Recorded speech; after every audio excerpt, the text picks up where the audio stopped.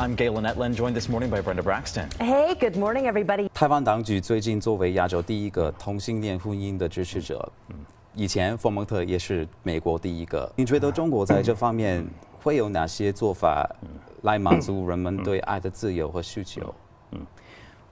这个问题我第一次听到这个。I'm Galen Ettlin. We've got a lot to get to here, and we begin with a developing investigation here at 7 o'clock that's getting national attention.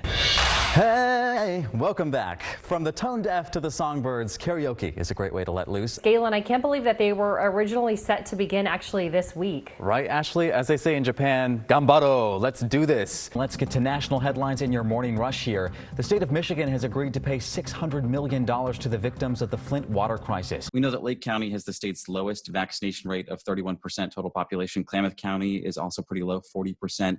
What's being done to address that disparity during wildfires? This is obviously something that he's pushing for his base. Do you think that there's any common ground that can be found to bridge that gap? The common ground is that everybody agrees that we need to do a better job on border security. You'll notice that smoke is really thick in downtown. Yeah.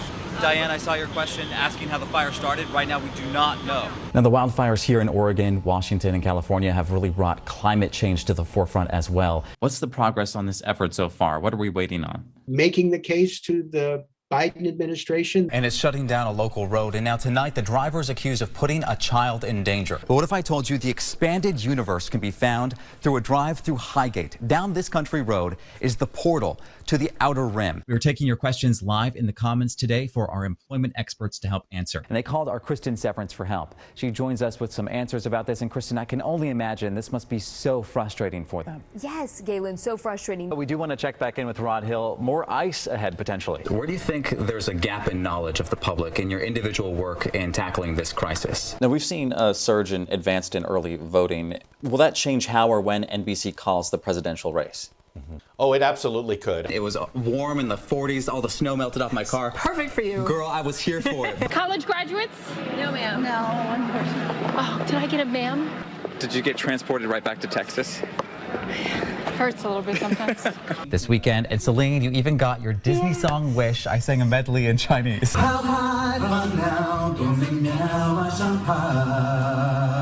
Just imagine being on a flight and seeing this, looking out the window, an engine on fire. Just so scary. A composer from Lake Oswego has some new awards on his shelf for a Hollywood film project. And turns out we were in Portland's Metropolitan Youth Symphony together more than 10 years ago. Then he gave me that first opportunity at the Arlie Spencer Concert Hall. He gave me The Marriage of Figaro, which I still have the video, by the way. It's horrible to watch me. We are going to pull this up.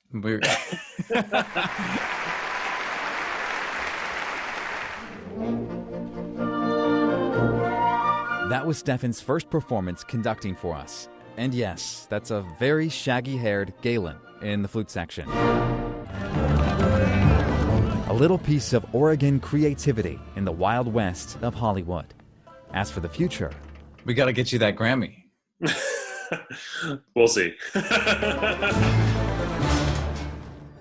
Galen, your hair, that was amazing. Former NSYNC member Lance Bass is saying bye, bye, bye to the Brady Bunch house. Well, time is 6:04, and some local businesses spent Thanksgiving cleaning up after vandals caused thousands of dollars of damage along Southeast Hawthorne. The other big story, the Democratic National Convention closed with the main event last night. Presidential nominee Joe Biden taking the stage. And he emphasized his main theme. I think this is the perfect challenge for us. You're a little bit more athletically inclined than I am, I think, but I'll still watch it on WCAX. We're back live on the road in Plattsburgh tonight, and we're looking at waterfront business. It can bring big money to a community, but here in this area, there are some challenges with that. Channel 3's Kelly O'Brien joins us live at the Plattsburgh waterfront tonight to see how it's being developed. Hi, Kelly. some queer heroes are not around to see the progress. How does it feel to look back now and see where we are today, having been one of those trailblazers? Every time I get teared up. Every time I walk by a house or a business and I see a pride flag hanging, I look up to heaven where Jerry and Larry are now. And I say, hey, Jerry and Larry, do you see this one? It's a very important symbol of where we've come. Other local queer heroes are memorialized for the first time this year on a TriMet Pride bus. I really never thought I would see this happen. A mark of acceptance, but also of the road forward. So much more work to be done. As other states enact anti-LGBTQ laws, WSU queer historian Peter Bogue says it's a reminder. A lot has changed, and unfortunately, some things haven't. And that history We're birthed from resilience. is our guide We're birthed from overcoming. to live our true colors. Galen Ettlin, KGW News. We want to thank you so much for watching here this morning. We're in for some sun. You can see the spectacular view of the mountain here. Hope you can enjoy it.